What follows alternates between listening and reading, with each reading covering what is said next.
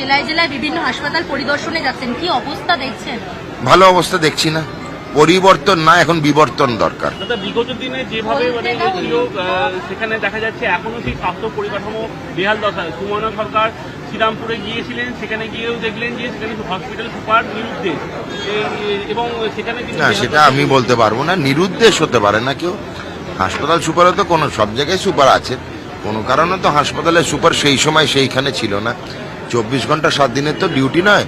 আমি অমানবিক কথা বলবো না, 9টা থেকে 5টা ডিউটি। তার কোনো সময় সে শৌচালয় যেতে পারে, কোনো সময় বাড়ির কাজেও কোথাও এমার্জেন্সি আমরাও যাই, এটা তো হতেই পারে।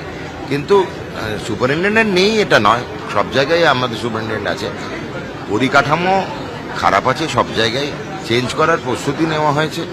আজকেও আমরা এখানে কিছু ডিসকাশন করলাম যে আমার সঙ্গে আমাদের রাজনৈতিক দলও একমত কিনা, আর পরবর্তীকালে আগামী দিনে চেঞ্জ আসবে, তার জন্য সব রেডি হচ্ছে একের পর এক। একদিনেই তো আমরা লোক বাড়াতে পারি না, যদি সরকারি চাকরি নিতে হয় তারও সময় আছে, তার রিক্রুটমেন্ট বোর্ড আছে, পাবলিক সার্ভিস কমিশন আছে, সেগুলোর দ্বারা তাকে নেওয়া হবে। প্রচুর সংখ্যায় ডাক্তার এবং নার্স নেওয়া হবে, সেটা সবাইকে বলছি। প্রচুর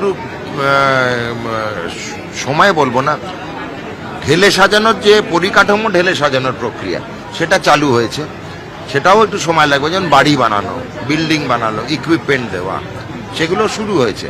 তো এগুলো ফল পেতে আমাদের কিছু সময় লাগবে, বোতাম টিপলেই বাড়ি তৈরি হয় না।